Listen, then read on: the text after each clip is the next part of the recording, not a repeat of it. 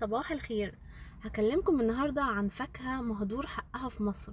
فاكهة رخيصة جدا وفوائدها كتيرة جدا جدا، وبره عارفين قيمتها، عشان كده بتتباع بره غالية. ايه بقى الثمرة او الفاكهة اللي هنتكلم عنها وفوائدها لكل حاجة في الجسم وكمان في التخسيس؟ الجولدن بيري او الحرنكش. طبعا محدش ما يعرفش الحرنكش، ودلوقتي الموسم بتاعه. الحرنكش يا جماعة في كمية فيتامينز ومينرالز مهمة جدا لصحتنا ولصحة جسمنا.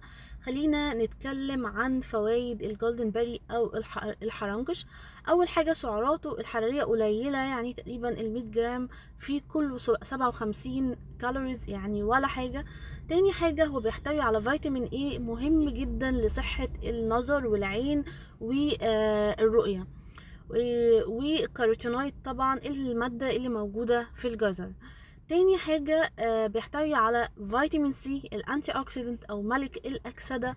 وفيتامين سي حاليا في نزلات البرد مهم جدا، لانه بيدي بيعمل امبروفمنت لجهاز المناعة وبيحسن جهاز المناعة وبيقي من الامراض والانفكشن ونزلات البرد. كمان مفيد لصحة البشرة والشعر وتساقط الشعر.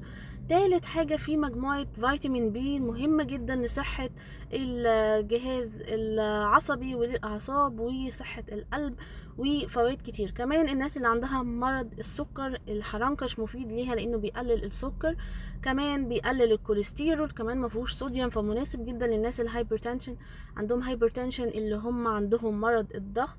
وكمان في المغنيسيوم والفوسفورس وفي الكالسيوم، ودول مهمين جدا لصحة العظم، فبيحافظ على العظم من الهشاشة وبيحافظ على صحة العظم.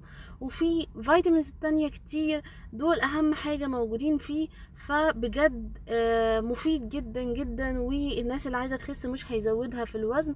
فكله حرنكش الأيام دي موسم الحرنكش، بس خلي بالكم إنه الثمرة الغير ناضجة ممكن تكون توكسيك أو سامة.